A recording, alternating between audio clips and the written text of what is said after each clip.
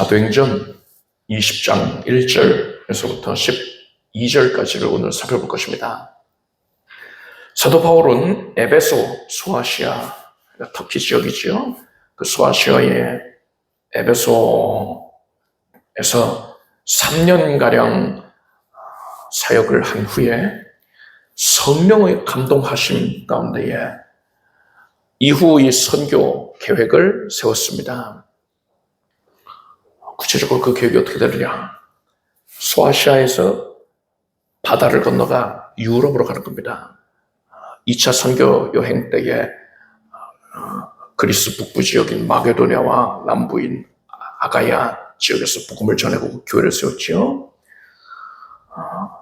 그때에 세운 교회들을 돌아보고자 한 것입니다.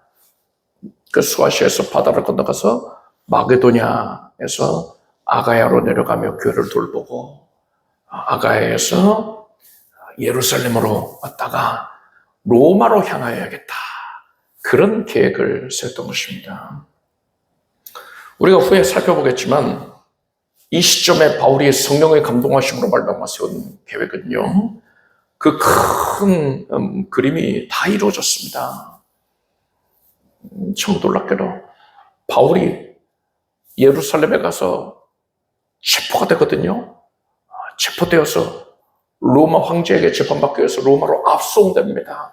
그렇게 함으로 말미암아서 지금 말씀드렸던 이러한 마게도냐와 아가야와 예루살렘 지나서 로마로 가는 이 여정이 다 이루어지게 됩니다. 바울이 이러한 계획을 성령 안에서 품게 되었어요. 그리고서 이제 바울은요, 에베소에서의 사역을 마무리하고 있었습니다. 이제 마게도냐로 떠나려고요. 그 무렵에 에베소에서 큰 소동이 일어났습니다.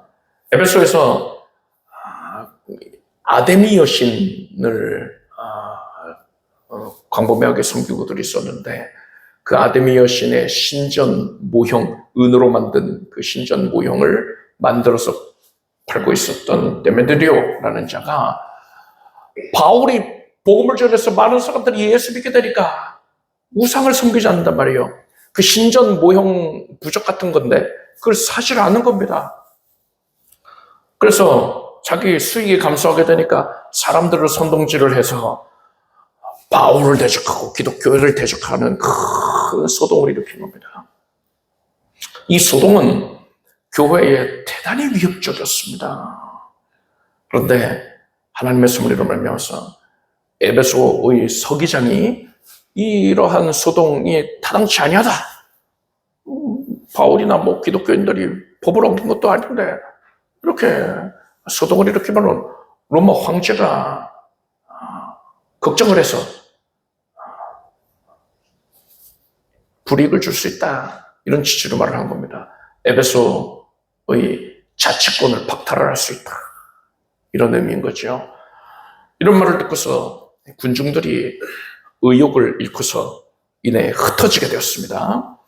1절에서 6절까지의 말씀을 함께 읽겠습니다. 소요가 그침에 바울이 제자들을 불러 권한 후에 작별하고 떠나 마게도냐로 가니라. 그 지경으로 다녀가며 여러 말로 제자들에게 권하고 헬라에 이르러 거기 석 달을 있다가 배 타고 수리아로 가고자 할 그때에 유대인들이 자기를 해하려고 공모함으로 마게도냐로 다녀 돌아가기를 작정하니, 아시아까지 함께 가는 자는 베레아 사람 브로의 아들 소바다와 데살로니가 사람 아리스타고와 세본도와 더베 사람 가이오와 및 디모데와 아시아 사람 두기고와 드로비모라. 그들은 먼저 가서 드로아에서 우리를 기다리더라. 우리는 무교절 후에 빌립보에서 배로 떠나 다스만에 드로아에 있는 그들에게로 가서 이레를 머무니라. 소요 사태가 진정이 되자 바울은 원래의 계획대로 이제 에베소를 떠나서 마게도냐로 건너갔습니다. 배 타고 건너간 거예요. 바울은 마게도냐의 교회들을 방문을 하고 헬라, 즉 아가야 지역에 있는 교회들을 방문했습니다. 대표적으로 고린도 교회가 있죠.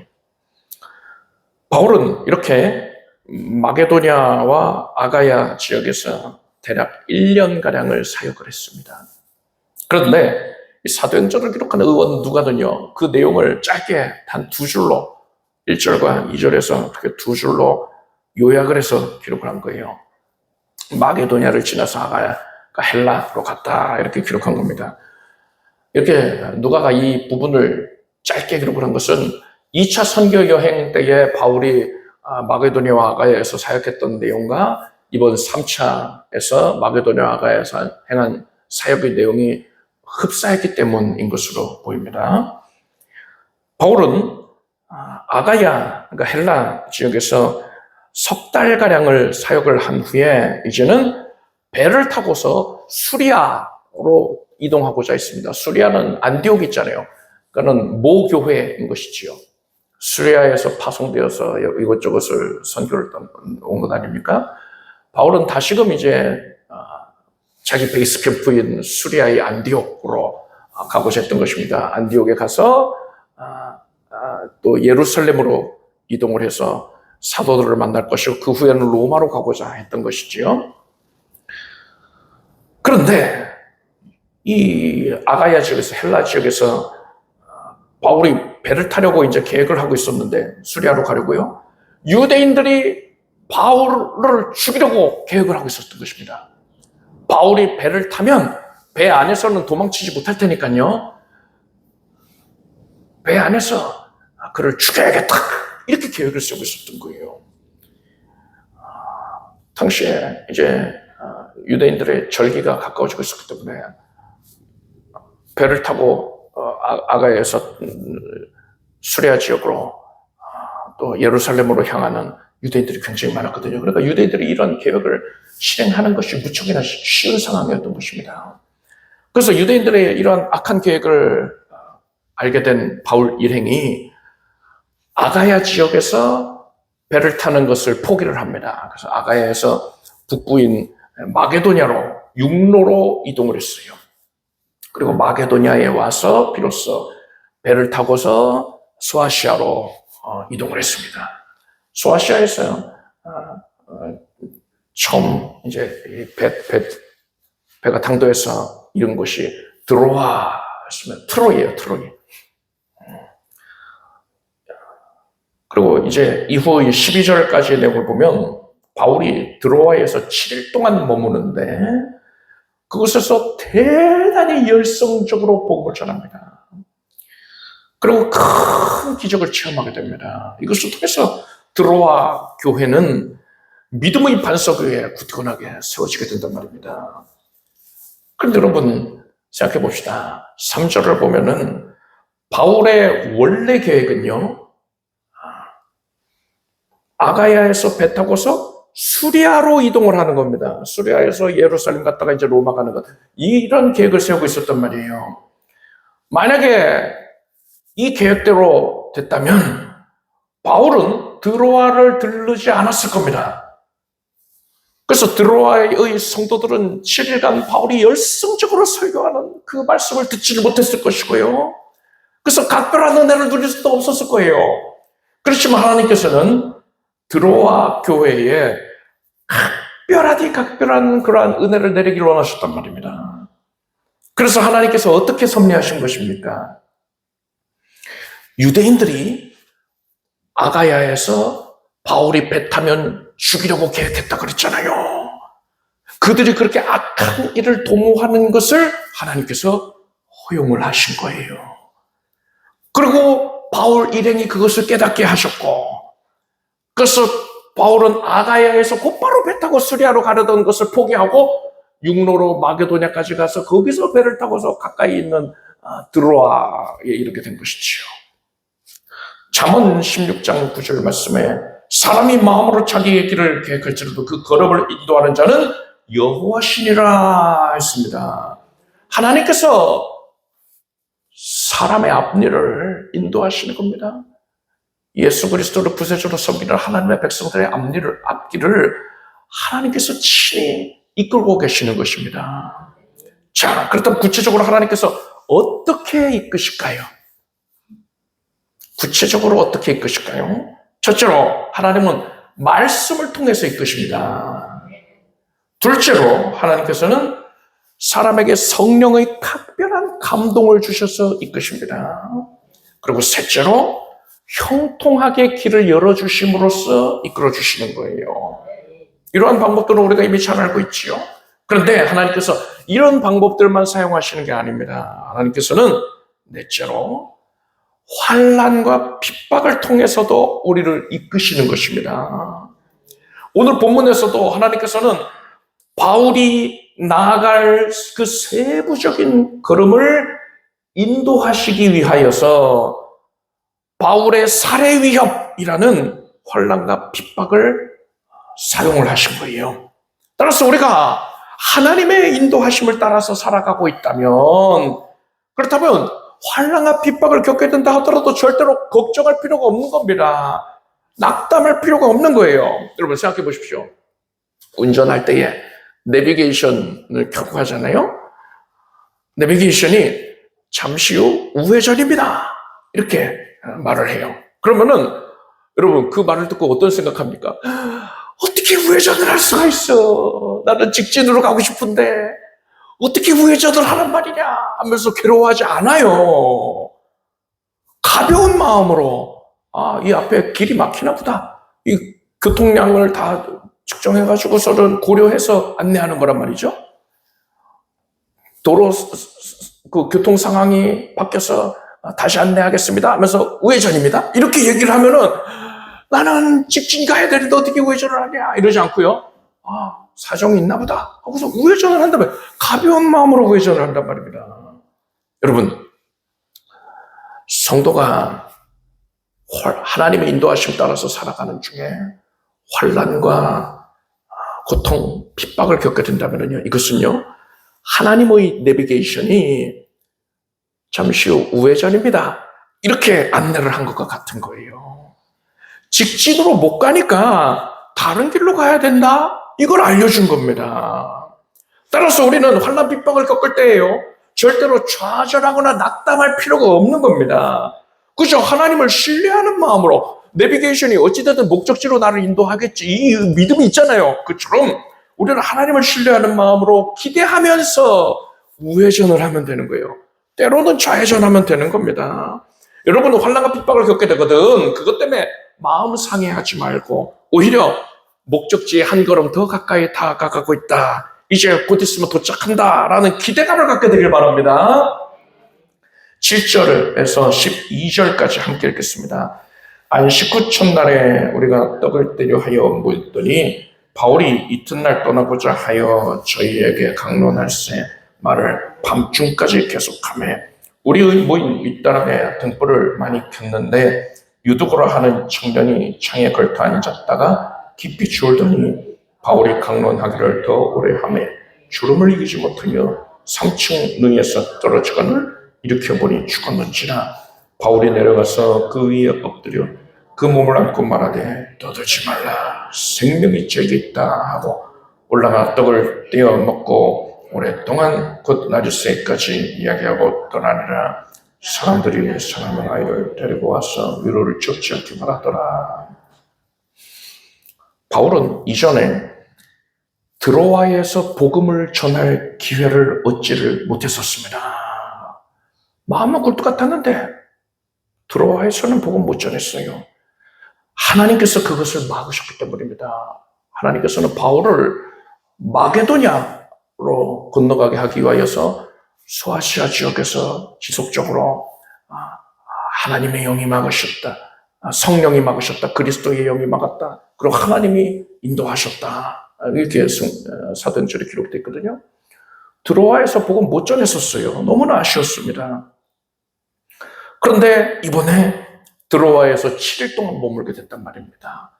그리고 하나님께서 바울에게 그곳에서 복음 전하는 것을 허용을 하신 것이죠. 하나님이 길을 열어주셨단 말입니다. 그래서 바울이 이 7일이라는 기간 동안에 최선을 다해서 드로아의 성도들에게 열성적으로 복음을 전했습니다. 드로아의 성도들도 말씀을 사모하는 열정이 대단했던 것으로 보입니다. 수많은 사람들이 적극적으로 호응을 했어요. 많은 이들이 모였습니다. 그리고 바울은 밤늦은 시간까지 말씀을 증거하였습니다. 그래서 성경 사경회를 7일 동안에 다 그 내용을 전달을 한다라고 보시면 되는 거예요. 바울은 많은 사람들에게 복음을 전하기 위해서 최대한 넓은 처소를 마련을 했던 것으로 보입니다. 어떤 성도가 헌신을 한 거겠죠. 그래서 그 넓은 처소를 빌려서 거기서 복음을 전했는데 어느 정도 넓었느냐, 구체적인 넓이는 나오지 않지만 그 높이가 3층 다락이 있을 정도로, 누각이 있을 정도로 그렇게 규모가 큰 장소였단 말입니다. 밤늦게 말씀 전할 때는요, 깜깜해서 아무것도 안 보이면 안 되니까는 장소를 밝히기 위해서 등불을 여기저기에 밝혀놨단 말입니다. 그 한 건물 안에 사람들이 빼곡하게 운집해 있고 등불도 많이 켜놓았기 때문에요, 이곳에 그 산소 농도가 떨어지게 되는 겁니다. 산소가 줄어들게 돼요. 산소가 줄어들게 되면은요, 여러분, 뭐 심각하면은 사람이 죽지만 그 정도까지는 아니고요. 뭐 환기를 시키고 있으니까요. 산소가 줄어들게 되면은 사람이 졸음을 느낍니다. 집중력이 떨어지고 졸려요. 유두고라는 청년이 있었습니다. 유두고라는 이 이름은요, 당시의 하층민들 사이에서 일반적으로 사용되던 이름이었어요. 그래서 이 청년도 하층민이었을 것이다 라고 예상할 수 있죠. 아마도 유두고는요, 낮에는 고된 노동을 했을 겁니다.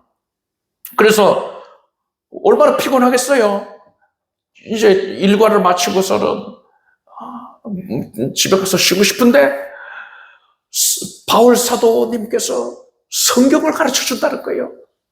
복음을 들려준다는 겁니다. 그래서 이 열망을 가지고서 말씀을 사모하는 마음에서 달려나왔어요.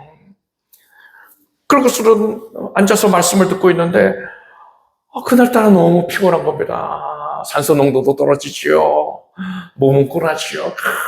꾸벅꾸벅 하는 거예요. 아이고, 내가 이렇게 꾸벅꾸벅 하면은 바울 사도님께서 마음 상해하시겠다 해가지고 3층에 보면 창문으로 아마 다 열어놨을 겁니다. 근데 사람이 그나마 적은 곳이 이제 3층 아니었겠습니까?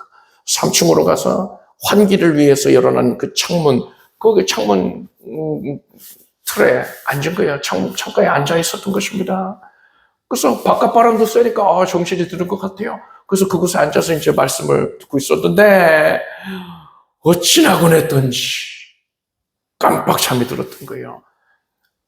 깜빡 이렇게 고개 떨구는 거 느껴지잖아요? 그러면 안 돼.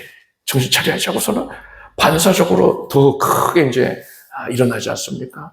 아마 그랬던 것 같아요. 꾸벅하다가 고개를 들면서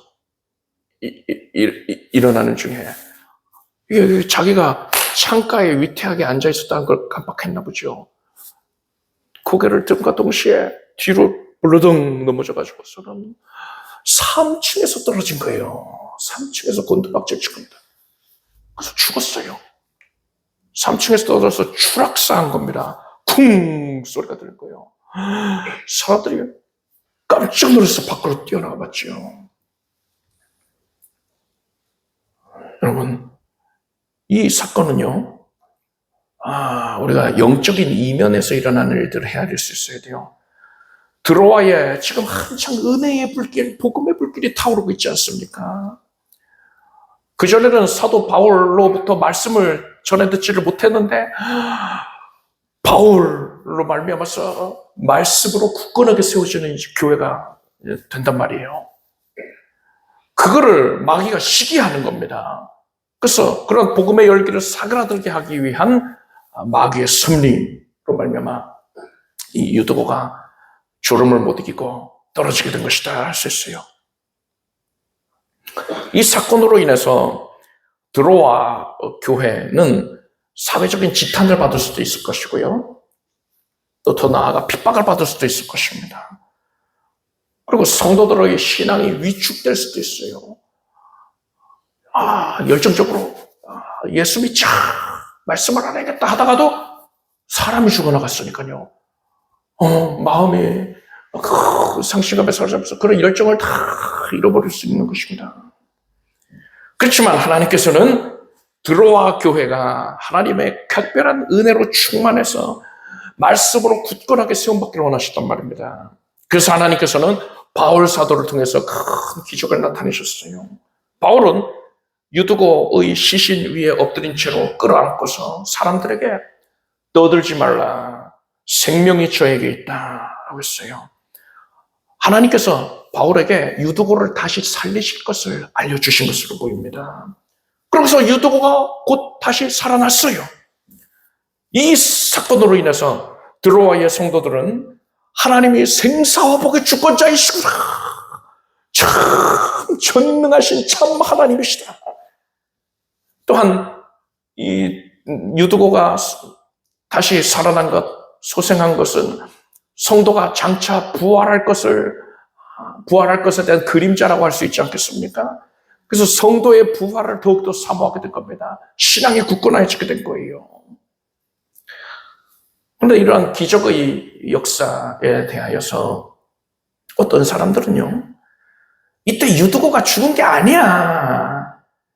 떨어진 충격으로 인해서 잠깐 기절했을 뿐인데 흔들어 깨우니까는 다시 일어난 것에 불과하다. 이렇게 주장을 하기도 합니다. 이 사람들은 성경에 기록된 기적을 믿지 않는 거예요. 예수 믿는다 말은 하면서도 성경을 믿지 않는 겁니다. 가짜 믿음인 거죠. 여러분, 사도행전을 누가 기록했습니까? 의원인 누가가 기록했어요. 이름이 누가예요. 누가는 2차 선교 여행부터 바울과 동행을 한 자입니다. 그리고 나중에 바울이 로마로 압송될 때에 그때도 바울과 함께 했어요. 죄수가 함께 할 수 있는 사람은 로마 시민인 경우에, 죄수가 로마 시민인 경우에 그와 함께 할 수 있는 사람은 그의 종 단 한 명밖에 없었습니다. 그런데 바울과 동행했다는 것은 누가가 어떤 상태였다는 거예요. 누가는 스스로 바울의 종이 되기를 자처했던 거예요. 그렇게 바울과 함께 할 정도로 충직한 자였단 말입니다. 자, 그런 의원 누가가 기록을 한 것이 바로 이 사도행전인데, 누가가 뭐라고 했어? 누가가 의사잖아요. 그래서 쿵 하고 유두고가 떨어져서 사람들이 비명 지르고 이러저러 할 때 유두고의 상태를 가장 먼저 확인한 게 누구겠습니까? 누가인 거예요. 그런 누가가 뭐라고 했습니까? 구절을 보니까 일으켜보니 죽었는지라 했어요. 여기서 죽은 거는 뭐 다른 사람이 말하는 게 아닙니다. 내가 보니까 죽은 것 같아. 이 얘기가 아니에요. 누가가 의사로서 의학적으로 판단할 때에 이 유두고는 단순하게 기절한 상태가 아니라 숨이 끊어진 상태였다는 겁니다. 누가가 볼 때, 누가가 이 사망 선고를 한 거예요. 여러분, 하나님께서는 죽었던 유두고를 다시 살려내는 기적을 보이신 것입니다. 우리 그 사실을 믿어야 돼요. 12절에서 사람들이 살아난 아이를 데리고 와서 위로를 적지 않게 받았더라 했습니다. 유두고가 죽었다가 다시 살아난 이 사건으로 인하여서 드로아 교회의 성도들은 큰 은혜를 받고 믿음이 견고해지게 됐다는 거예요. 여러분도 오늘 본문에 나온 드로아의 성도들처럼 하나님께서 베푸시는 각별한 은혜를 누리기를 원합니까? 그렇다면 여러분은 성경에 기록된 말씀을 있는 그대로 믿기를 바랍니다. 세상의 기준으로 볼 때에는 불가능해 보인다는 것, 그건 세상 기준이니까 그렇죠. 사람이니까 불가능한 거죠. 그런데 그 말씀이 사람이 기록한 게 아니라 하나님의 말씀이기에, 사람의 창작물이 아니라 하나님이 내려주신 말씀이기 때문에 여러분은 말씀에 기록된 그대로 조금도 의심 없이 받아들이기를 바랍니다. 그리할 때에 성경에 기록되어 있는 하나님의 약속이 나를 향해 주신 약속이 되는 것이고, 그 약속의 성취를 내가 비로소 누릴 수 있게 되는 것입니다. 7절을 보니까 안식 후 첫날에 우리가 떡을 떼려 하여 모였더니 라고 했습니다. 떡을 떼려 하여 모였다 하는 건 성찬식을 했다는 거예요. 안식일은 토요일이고요. 안식 후 첫날은 일요일입니다. 그런데 성찬식을 일요일에 했다라는 것은 초대교회가 일요일을 예배일로 준수하였다라는 것을 의미하는 겁니다. 신약성경은 이 일요일을 가리켜서 주의 날이라고 또한 부르고 있습니다. 그래서 오늘날의 교회들도 이 일요일을 주의 날, 즉 주일이라고 부르는 것이고요. 주일을 예배일로 준수하고 있는 거죠. 우리는 일요일이 예배일인 것을 당연하게 여기고 있어요.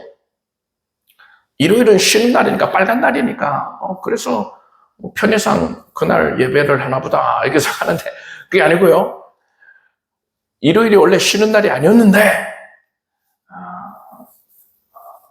그때에 이제 예수 믿는 사람들이 예배일로 그날을 구별하여 지키다 보니까 그날을 쉬는 날로 만들게 된 거지요. 사람의 편의에 의해서 그렇게 된 것이지요. 쉬는 날이니까 예배일인 게 아니라 일요일을 초대교회부터 예배일로 지키고 있었다 이것입니다.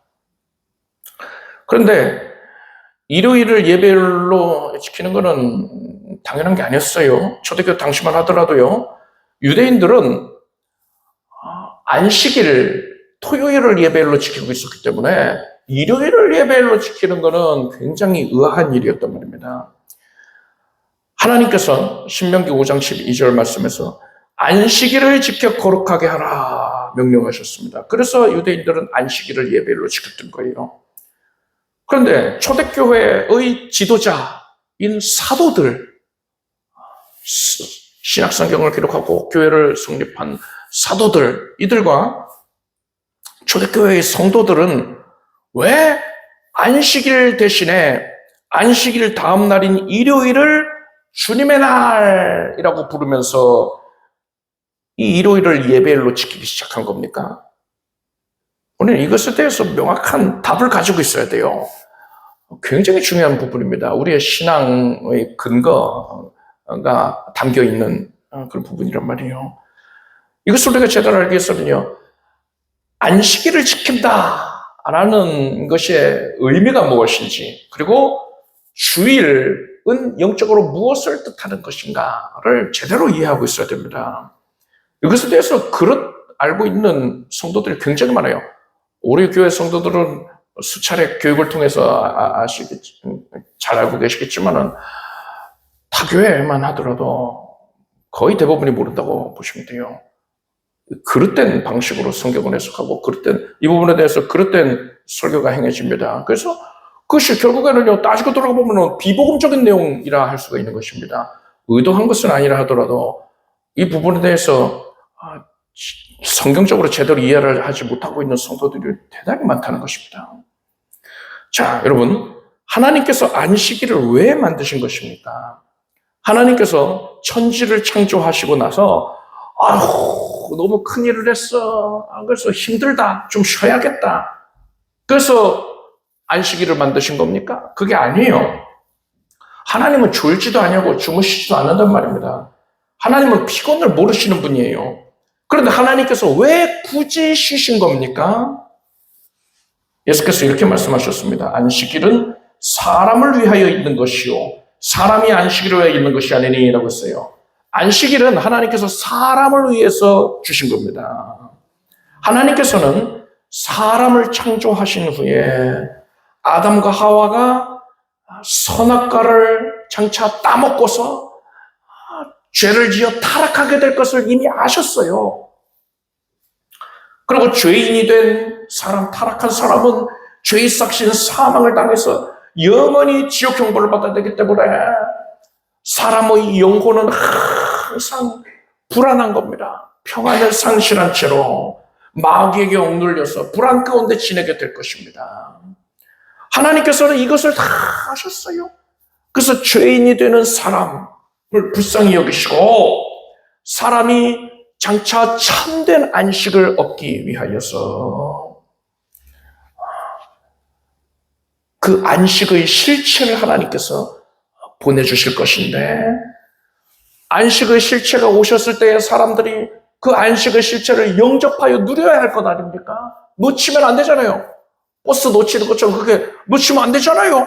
그래서 참된 안식의 실체에 대해서 예습을 시켜주셨던 것입니다. 그래서 하나님께서는 매주의 마지막 날을 안식일로 정하시고 사람들에게 이날에는 반드시 안식을 취하라 명하셨던 겁니다. 이것은 죄로 인하여서 평안을 상실하고 불안 가운데 거하고 있는 사람에게 장차 하나님께서 보내주실 참된 안식, 그 안식의 실체가 되시는 분을 기대하게 하기 위함이었던 겁니다. 그분이 세상에 오시면 너희는 그분을 영접해라. 이것을 위하여서 안식일을 만드신 거예요. 그리고 드디어 죄인들이 오래 기다린 끝에 때가 이름에 성자 하나님께서 사람의 몸을 입으시고 이 땅에 오셨습니다. 하나님께서 보내시는 참된 안식의 실체, 그분이 바로 예수 그리스도이신 겁니다. 그래서 예수께서는 인자는 안식일의 주일이니라 이렇게 선언을 하신 겁니다. 너희가 고대하고 있던 참된 안식의 실체가 바로 나이다. 그러니 너희는 나를 영접하거라 하신 거예요. 예수께서는 사람들이 원래 받아야 할 진노의 심판을 대신하여 받으셨습니다. 그래서 사람이 예수님의 죄사해 주신 은혜를 믿어서 예수 그리스도 안에 거하게 되면은 예수님이 대신 심판을 받으셨기 때문에 그 사람은 심판을 받지 아니할 수 있는 거예요. 그래서 비로소 이 사람은 안식을 누릴 수가 있게 되는 것입니다. 예수님이 바로 안식일의 실체다 하지 않았습니까? 따라서 안식일을 기억하여 거룩하게 지키라. 이 명령의 참된 의미는 무엇인 것입니까? 사람들로 하여금 장차 오실 안식의 실체이신 예수님을 간절하게 기다리고 예수님이 주시는 안식을 누리라. 그것을 위해서 힘쓰라. 이것을 교훈하고 있는 거예요. 이것을 안다면 우리는 이제 출애굽기에 하나님께서 안식일에 나무를 한 사람, 그러니까 땔감을 만드는 얻기 위해서 나무를 벤 사람, 그 사람을 무자비하게 징계하시는 그런 내용이 나오거든요. 너무했다 이렇게 생각할 수도 있는데 하나님이 왜 그렇게 그를 벌하셨는지를 알 수가 있습니다. 안식일에 안식을 취하는 것은 영적으로 볼 때에 장차 오실 참된 안식, 즉 예수 안에서 안식을 누리는 것을 상징하고 있단 말입니다. 따라서 안식일에 일을 함으로써 안식을 범하는 것은 뭡니까? 예수 안에 있기를 거부한 거예요. 영적으로 볼 땐 그렇다는 말입니다. 만약에 죄인이 예수 밖에 있으면 어떻게 됩니까? 죄인이 받아야 할 그 심판을 예수님이 대신 받으셨는데 예수 밖에 나가 있는 사람은 어떻게 돼요? 이 사람은 자기가 심판받아야 되는 거예요. 멸망당할 수밖에 없는 겁니다. 그래서 하나님께서는 참된 안식인 예수 밖에 거하는 자는 멸망당할 수밖에 없다. 이거를 교훈해 주시기 위하여서 안식일을 범한 자에 대하여 무자비한 징계를 내리셨던 것입니다. 정리하면 이렇습니다. 하나님께서 사람에게 안식일 규례를 주신 것은 죄인은 예수 안에 거해야지만 안식을 누릴 수 있다. 이것을 교훈하시기 위함이었던 거예요. 따라서 예수 안에 거하고 있는 자는 안식일 규례의 목적을 성취한 자인 것입니다. 여러분은 예수님의 죄사해 주신 은혜를 믿습니까? 여러분은 예수 안에 있습니까? 그렇다면 여러분은 안식을 누리는 자인 것이고 안식일을 기념하여 거룩히 지키라 이 명령을 이미 준행하고 있는 자임을 깨닫기를 바랍니다. 이제 주일의 의미에 대해서 살펴보겠습니다. 주일은 예수께서 부활하신 날을 기념하는 날입니다. 예수님께서는 예수님이 안식을 성취하셨다라는 걸 드러내시기 위하여서 굳이 그걸 드러내야 했기 때문에 예수께서는 굳이 안식 후 첫날, 안식일 다음 날에 부활하신 거예요. 유대인들의 인식은 안식일은 거룩한 날이잖아요. 그리고 예수께서는 거룩한 날에 부활하실 수 있었잖아요. 그런데 예수님은 안식을 성취했다. 이거를 드러내고자 안식 후 첫날에 부활하신 겁니다. 그리고 예수께서는 안식 후 첫날에 제자들에게 나타나셨어요. 성령께서는 안식 후 첫날에 강림을 하신 겁니다. 그래서 사도들은 안식 후 첫날인 이 일요일을 주님의 날이다 라고 부르면서 예배일로 지키기 시작한 겁니다.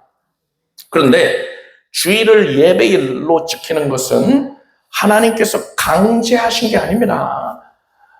일요일을 기념하여 거룩히 지키라 이러지 않으셨단 말이에요. 구약시대에는 안식일을 지키는 것은 만약에 지키지 않으면 처벌을 받는 이 강제성을 가지고 있었습니다. 그런데 신약시대의 주일은요, 안식일과는 달라요. 예수님의 부활을 자발적으로 기념하고 기뻐하는 이런 자발성이 강조가 되는 것입니다. 구약시대에는 강제적이었고요. 신약시대에는 자발적이란 말이에요. 그 차이가 있어요. 자, 그러면은 주일을 지키지 않아도 되는 겁니까? 주일에 어디 놀러 가도 되는 건가요? 결론부터 말하자면은 주일에 교회 안 나오고 예배 안 드린다고 해서 그것 때문에 구원을 못 받게 되는 건 아니에요. 그런데 여기서부터가 중요합니다. 이 말을 듣고서 그럼 주일에 교회 안 가도 되겠네. 이제 부담을 털었네. 이제 마음 편하게 놀러 다녀야겠다. 이렇게 생각하는 분이 있다면요, 이건 뭘 뜻합니까? 이 사람은 예수님을 사랑하지를 않는 거예요. 하나님을 기쁘시게 해드리려는 도통 관심이 없는 겁니다. 사도 바울은 만일 누구든지 주를 사랑하지 아니하거든 저주를 받을지어다 주께서 임하시리라 했습니다. 신약시대의 주일 예배는 강제성이 없어요. 그렇지만 강제성이 없기 때문에 하나님께서 자유의지에 맡기시기 때문에 하나님께서는요, 이 사람이 주일을 하나님께 드렸는지 헌신하였는지 그렇지 아니한지 이것을 통하여서 이 사람이 진정으로 하나님을 사랑하는지의 여부를 판단을 하시는 겁니다. 자유의지를 통하여서 그것을 우리가 표현할 기회를 주시는 거예요. 항상 주시는 겁니다.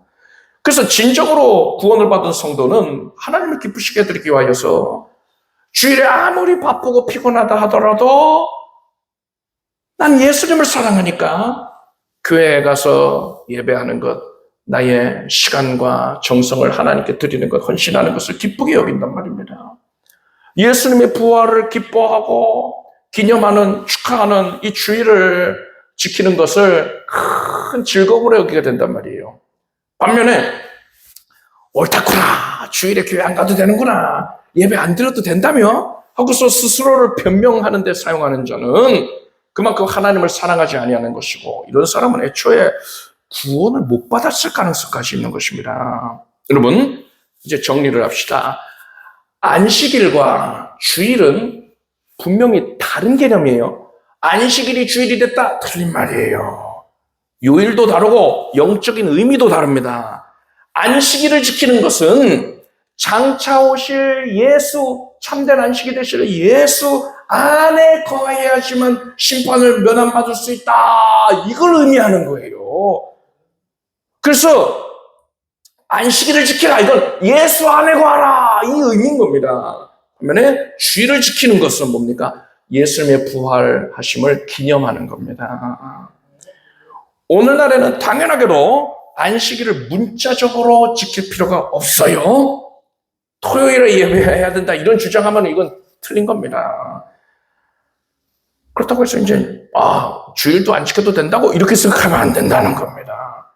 주일에 교회 오지 않고 예배 드리지 않는다고 해서 구원이 취소되는 건 아니지만 하나님을 사랑한다면 그런 모습을 보여서는 안 된다는 거예요.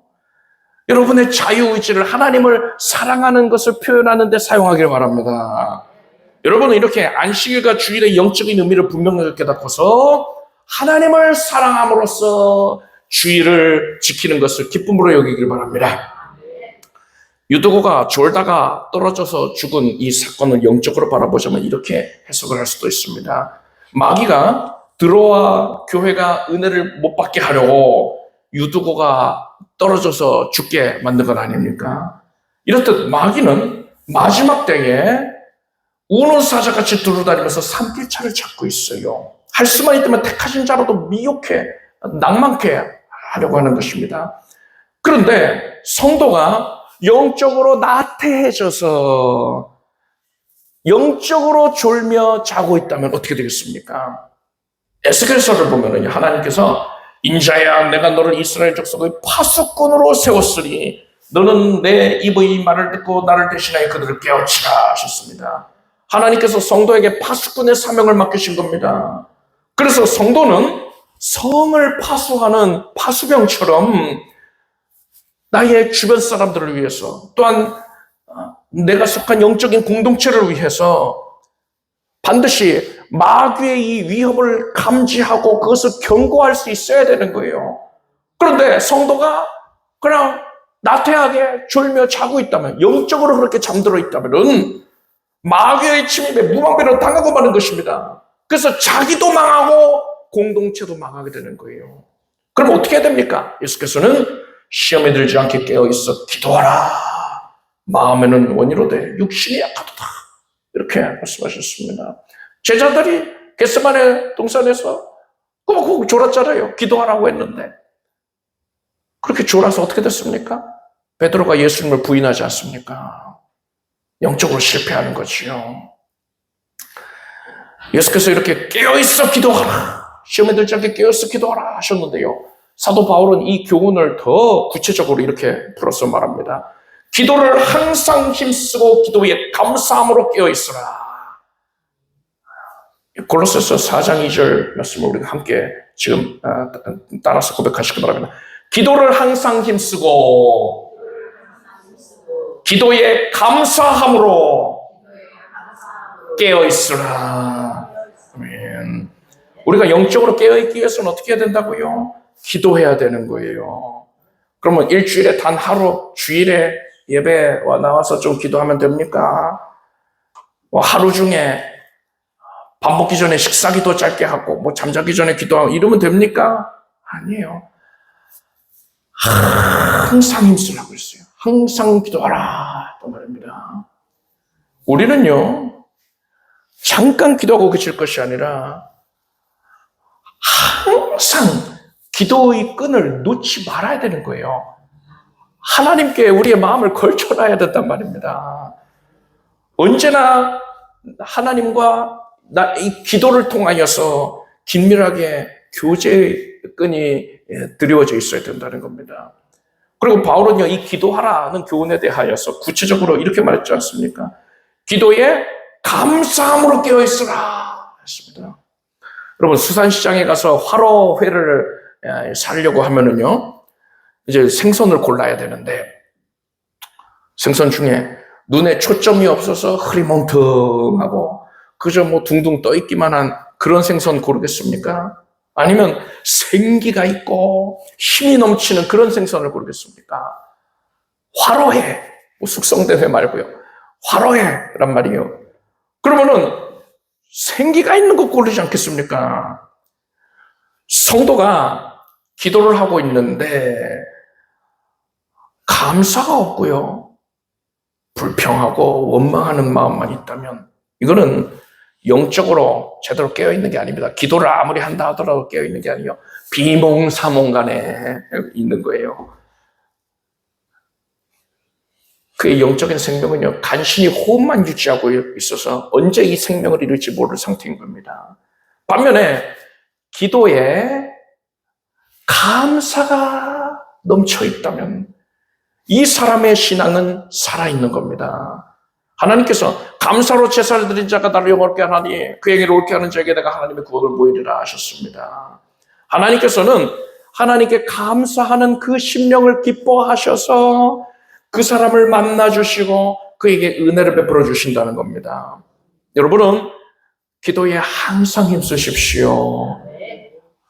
중요한 것은 그 기도는 감사함을 충만한 심령에서 이루어져야 한다는 것입니다. 그래서 여러분은 여러분의 이 자신과 가정과 영적 공동체, 우리 교회를 지키는 파수꾼의 사명을 온전히 감당해야 되길 바랍니다. 기도하겠습니다.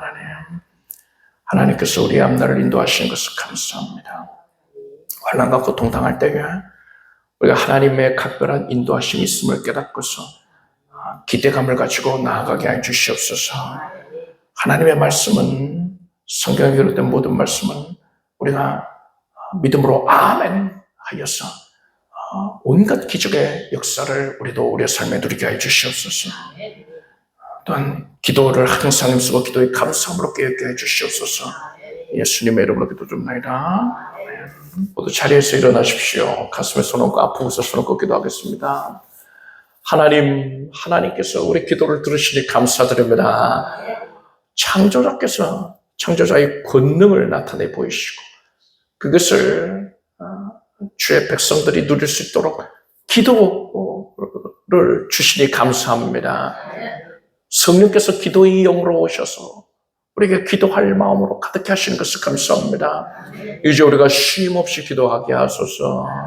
끊임없이 삶의 현장 가운데에서도 항상 기도가 있게 하여 주시옵고 기도하지 않는 것은 상상조차 하지 못하게 하여 주소서. 우리가 일상생활할 때에 대화할 때에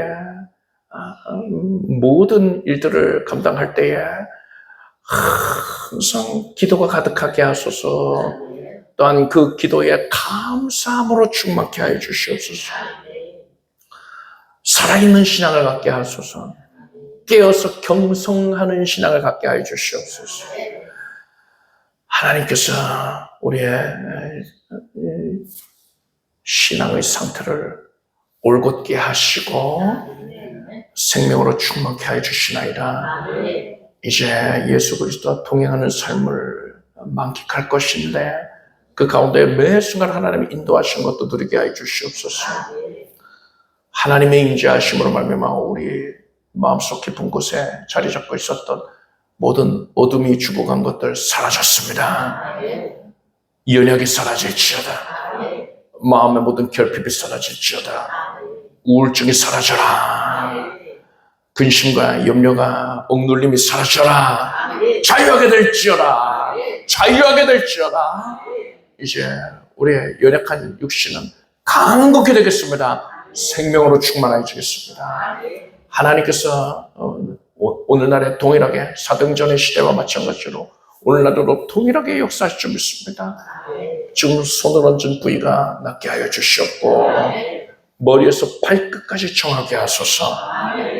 하나님께서 이루실 것을 기대하는 그 믿음이 가득하오니 하나님께서 아름답게 여겨 주시옵소서. 모든 연약을 인하여 하나님을 더 의지하게 됐으니 감사합니다. 감사함을 넘치게 하오니 하나님께서 아름답게 여기시고 지금 기적을 베풀어 주시옵소서. 생명으로 충만하게 될지어다. 모든 연약이 사라져라. 암세포도 사라지고 모든 통증과 연약의 염증이 사라질지고 모든 수치가 정상이 될지어다. 하나님의 은혜로 나는 쾌게 되었습니다. 우리 온 가족들이 성령과 말씀 안에서 기억해 해 주시옵고 교회에 치료받은 기쁨과 감격이 넘쳐나게 해 주시옵소서. 우리 성도들의 삶의 현장을 크게 복되게 하셔서 신령한 복이 모지고 기름지고 들어 충족해 해 주셨고 하나님께 헌신하는 분량이 더해지게 해 주시옵소서.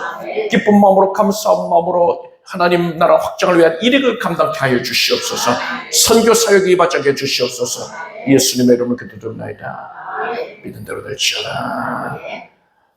박수를 하나님께 영광을 드리겠습니다. 자리에 앉으십시오. 준비하신 예물 정성된 마음으로 드리겠습니다. 주신 예물을 위해 축복드리겠습니다. 하나님께 감사함으로 나아갑니다. 모든 것 하나님께서 이루신 것들을 헤아려보며 감사를 드립니다. 감사로 제사를 드린 자가 나를 영광롭게 하나니 그 행위롭게 하는 자에게 내가 하나님의 구원을 보이리라 하셨으니 하나님께서 오늘 이 시간에 주께 헌신한 모든 백성들에게 하나님의 일하심을 보여주시옵소서. 각별한 섭리와 개입하심으로 기적을 누리게 하여 주시옵소서. 삶의 현장에 크게 은택케 하여 주시옵소서.